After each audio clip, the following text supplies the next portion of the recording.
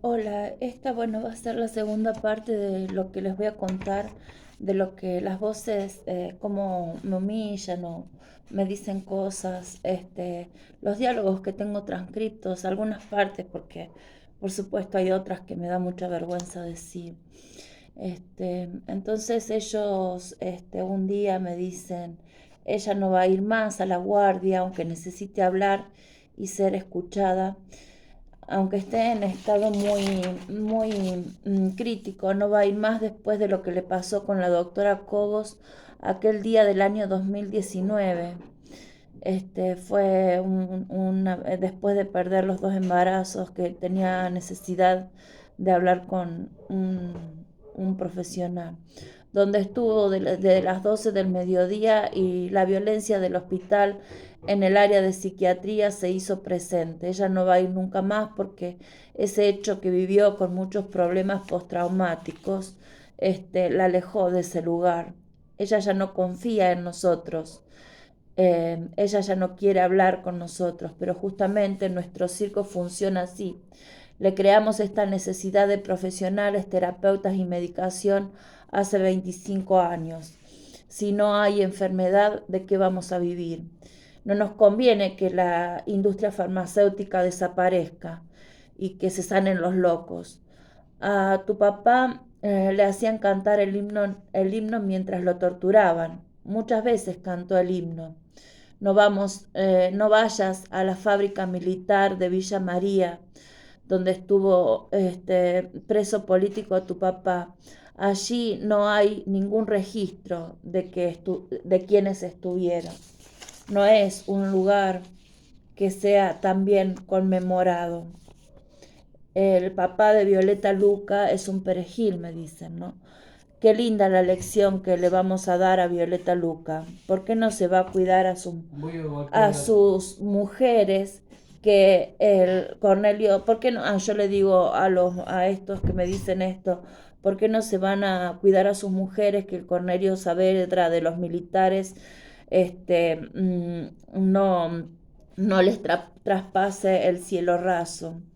Esto es algo personal que digo yo, ¿no? Porque ellos, cuando me dijeron que lo torturaban a mi papá haciéndole cantar el himno nacional, entonces yo hice un breve relato como hija de un ex preso político, como hija de un padre que atravesó el dolor familiar y las repercusiones en la mirada, en su mirada y en el odio de otros. Sin embargo, tuvimos una niñez feliz. Él y mi madre lo quisieron así, sin conocer lo que había sucedido en nosotras, hasta que como hijas quisiéramos conocer la verdad, ¿no?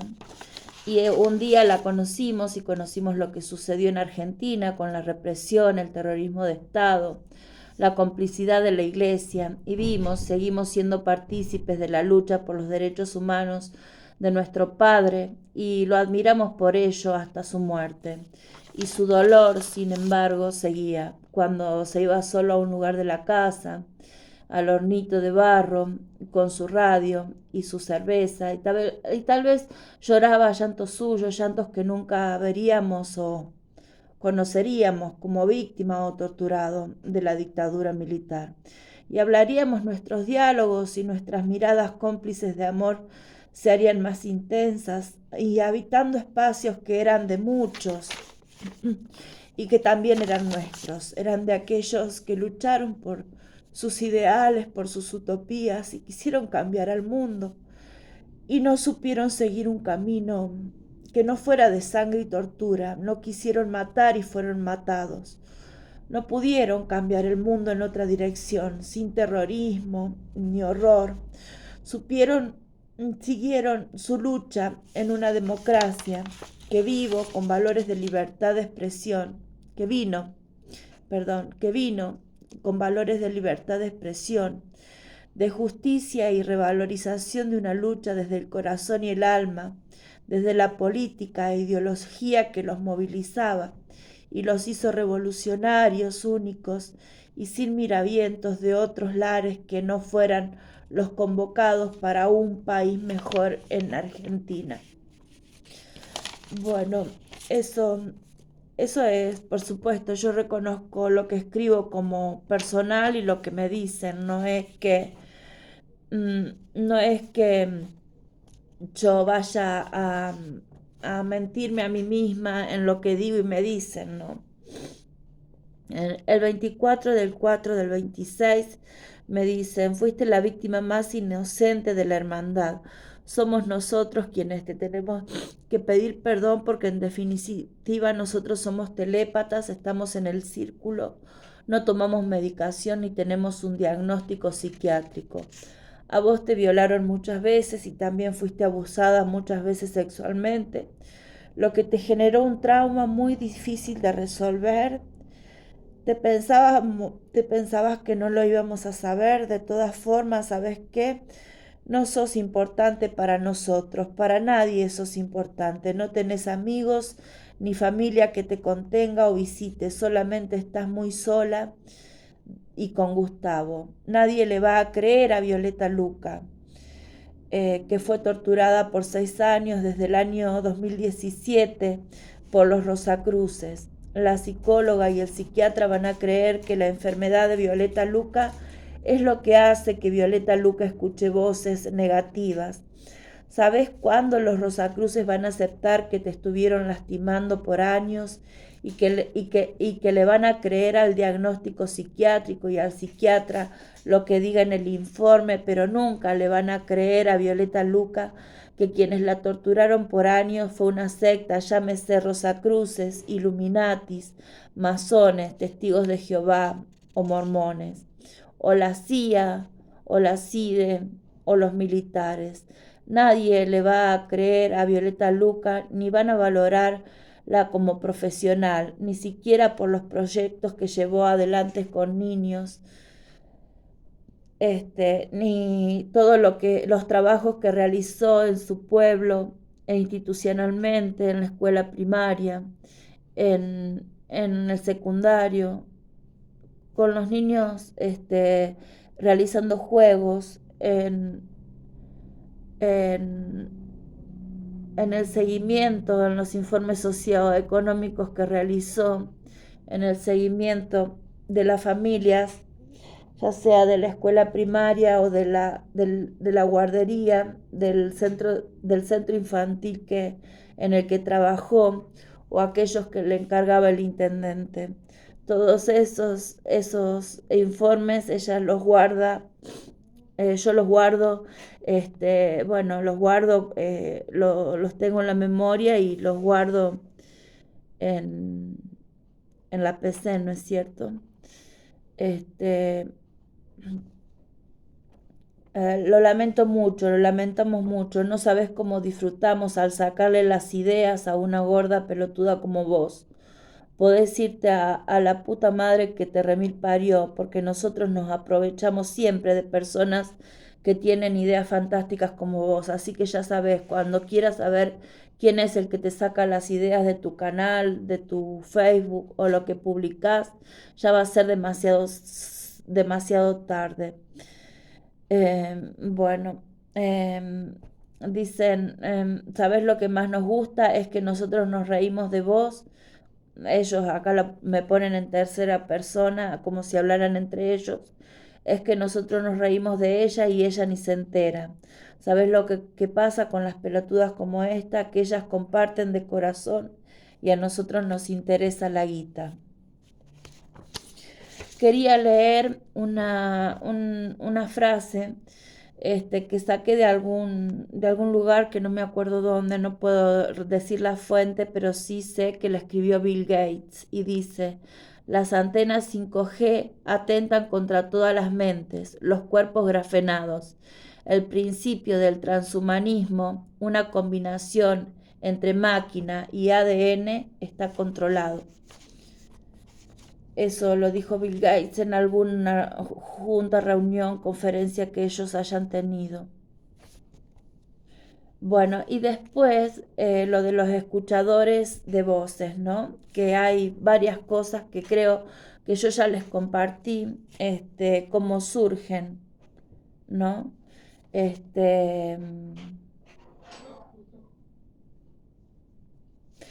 cómo surgen, porque algunos dicen en un canal de la web de los escuchadores de voces, escuchar voces en su cabeza puede ser bueno. En NICIT,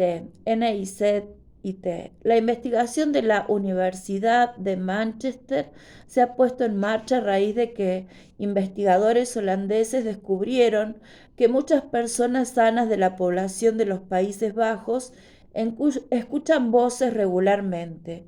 Aunque tradicionalmente se ha visto el fenómeno de escuchar voces como algo anormal y síntoma de una enfermedad mental, los hallazgos holandeses sugieren que se trata de un rasgo más ampliamente extendido de lo que hasta ahora se pensaba, estimándose que alrededor del 4% de la población los escucha. Esto sería el equivalente a 100.000 personas en Manchester. La investigadora Eilish Campbell ha declarado: sabemos que muchos miembros de la población general escuchan voces, pero nunca sienten la necesidad de acceder a servicios de salud mental. Yo creo que esto ya se los compartí, pero por las dudas que me olvide, se los comparto de nuevo. Algunos expertos incluso plantean que son más las personas que escuchan voces y no buscan asistencia psiquiátrica que quienes sí las buscan. Entonces esto que no buscan asistencia psiquiátrica es porque pueden sobrellevarlos ellos mismos o ellas mismas y pueden ser telépatas. De hecho, muchos de los afectados describen sus voces como ejerciendo una influencia positiva en sus vidas, confrontándoles o inspirándoles mientras se desenvuelven en su vida diaria. Bueno, eso es lo que me pasó a mí al principio, hasta el año 2014, que creo que fue que escribí el libro Libélula Azul, que es el libro de una escuchadora de voces, y que bueno, ahí relato también todo lo que me dicen las voces desde una visión en ese momento, desde una escucha más positiva. Debemos ahora investigar por qué algunas personas responden de esta manera, en tanto que otras se sienten angustiadas y buscan ayuda psicológica. Aunque las voces escuchadas por los pacientes psiquiátricos y los miembros de la población general parecen ser de la misma frecuencia y volumen, el primer grupo tiende a clasificarlas como perturbadoras y negativas. El equipo considera que algunos factores externos, tales como las experiencias acumuladas durante la vida del sujeto y sus creencias, pueden ser la clave de esta diferencia. Por ejemplo, la presencia de traumas infantiles o creencias negativas sobre sí mismo pueden tener un efecto marcado. Si una persona es forzada a enfrentarse a un trauma o se ve a sí misma como de escaso valor personal, profesional o vulnerable, o ve a otras personas como agresivas, será más probable que interpreten las voces que oyen en su mente como dañinas, hostiles o dominantes, explica Campbell. Por el contrario, una persona que haya tenido experiencias más positivas en su vida y se haya formado creencias más saludables sobre sí mismas y sobre otras personas, desarrolla una visión más positiva sobre sus voces. Acá yo le agregaría, también tendiendo a dominar telepáticamente a otras mentes y hablándole de una forma humillante, agresiva, insultante, degradante. Las personas bajo tratamiento psiquiátrico por escuchar voces generalmente reciben terapia farmacológica en un intento de eliminar el problema, pero investigando sobre los factores que influyen sobre cómo las voces son experimentadas, esperamos contribuir al desarrollo de terapias psicológicas que ayuden a las personas a una mejor comprensión y manejo de sus voces. Bueno, después también, ¿no es cierto? Esto que dicen, ¿no? Este, sobre las voces. En la población argentina, que se estima que son 45.7 millones en el 2024, los escuchadores de voces están en un porcentaje entre el 3 y el 10%. Si fuera un 3%, serían 150.000 escuchadores de voces en Argentina. Y si fuera un 10%, 4,5 millones escucharían voces en Argentina. En el diagnóstico esquizoafectivo, que es lo que a mí me sucede, el 0,3% de la población tiene este diagnóstico en Argentina, que serían 1.371 habitantes que tienen este diagnóstico. En la población mundial, este diagnóstico, si creemos en los diagnósticos, se da en 24.426.000 personas son esquizoafectivas. Si consideramos que el total de habitantes del mundo son 8.142 miles de millones en el 2024, en el 2024, el 3% que hablábamos antes de escuchadores de voces serían 244.260.000 y el 10% de escuchadores de voces, si fuera un mínimo y un máximo y entre esas cifras se manejaran, sería 814.200.000 escuchadores de voces en el mundo. Es una cantidad de población, yo creo que es muy considerable, ¿no? La cantidad de escuchadores de voces que hay en Argentina y en el mundo. Se sabe que entre el 3 y el 10% de la población en general experimenta estas alucinaciones auditivas en algún momento de su vida. Habría que acá sacar un porcentaje en el hecho de cuánto dura los escuchadores de voces, cuánto tiempo escuchan voces, si se van o si están permanentemente escuchando. Bueno, en el caso mío, desde el 97 que empecé a escuchar, no es la voz de mi conciencia, otra voz, se entiende eso, ¿no? Cuando yo digo escuchaba una sola voz, no era la mía, sino no podría ser escuchadora de voces de otras personas, ¿no?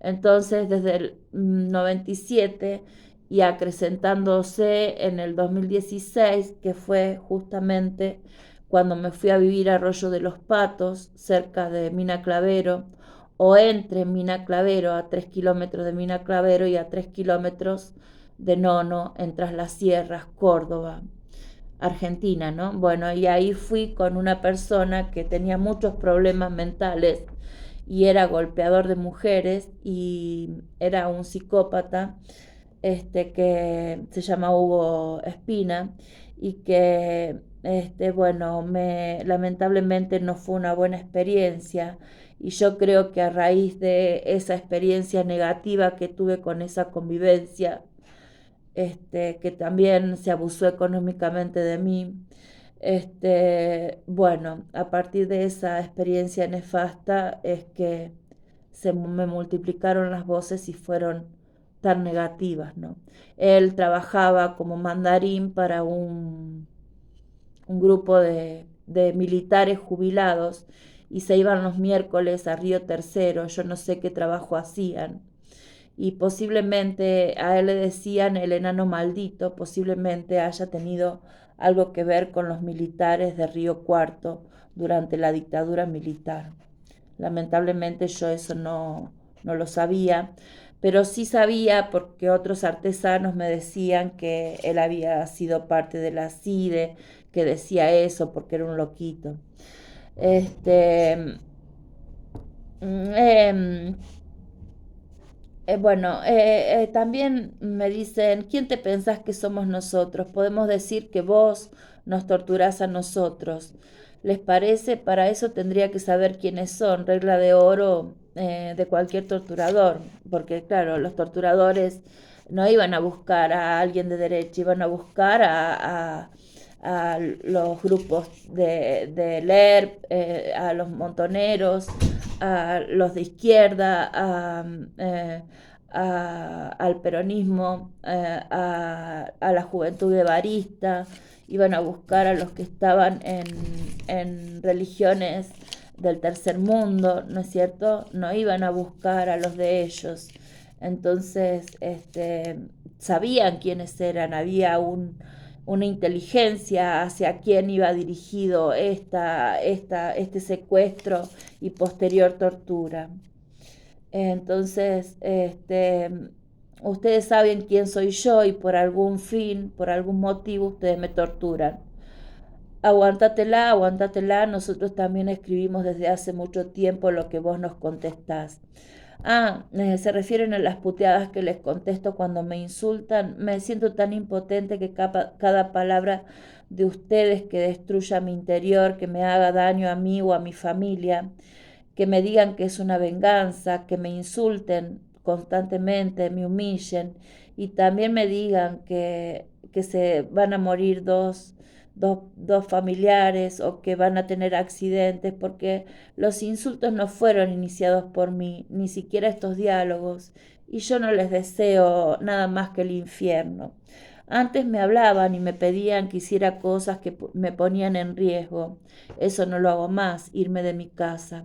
Y a ustedes eso les molesta. Siempre me dicen que me vaya a la mierda de Río Cuarto, que Río Cuarto me odia, que me vaya a la mierda de Río Cuarto.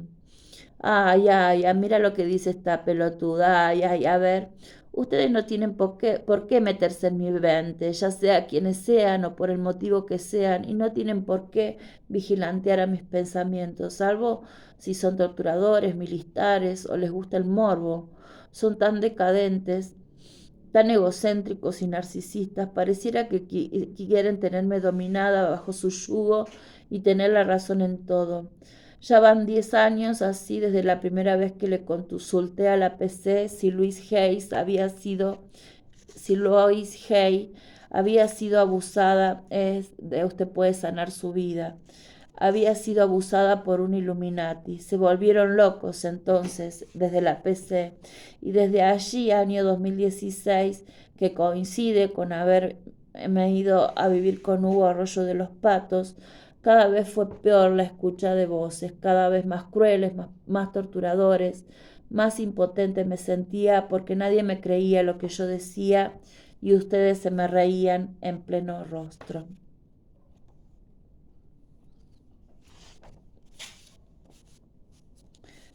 Voy a terminar para no irme para no despedirme de ustedes, los poquitos que me escuchan, les agradezco que se hayan quedado hasta acá, hasta este momento.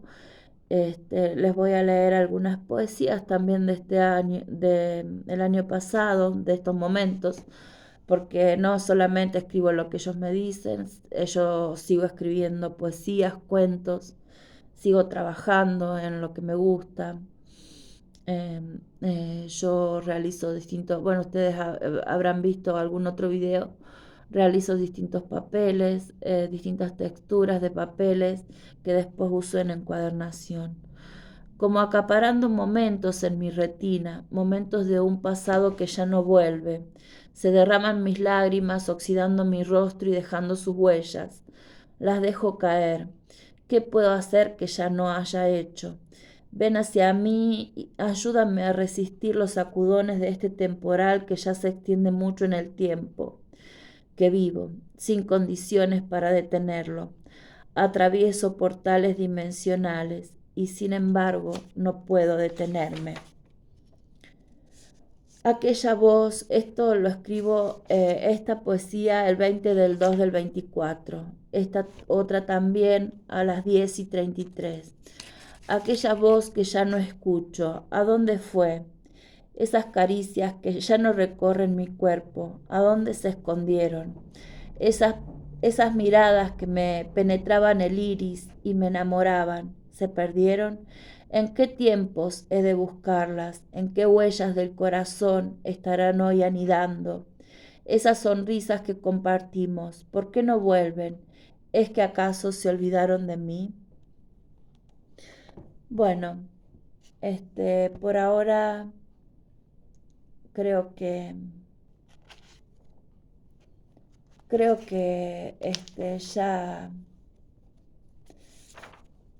ya puedo terminar con esta carta de amor.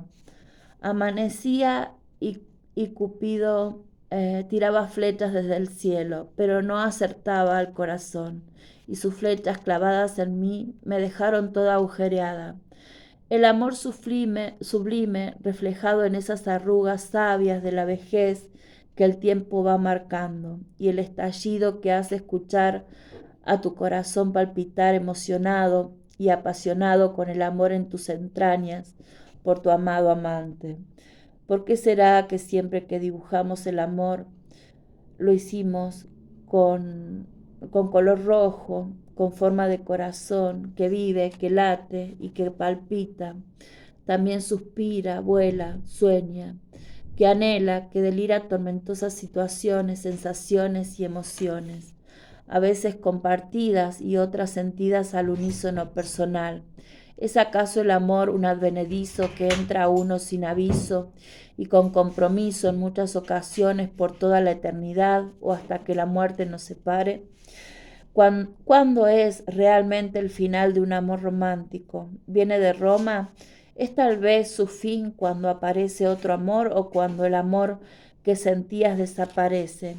¿A qué lugar van los amores que se vivieron, se sintieron, se acariciaron, se penetraron? ¿A qué lugar de no olvido? Esto lo escribí el 9 del 8 del 23 a las 10:14 de la mañana. Bueno, muchas gracias por escucharme. Si quieren comentar algo o darme un me gusta, si les interesa este tema, que a mí me convoca mucho, por supuesto, por eso lo comparto.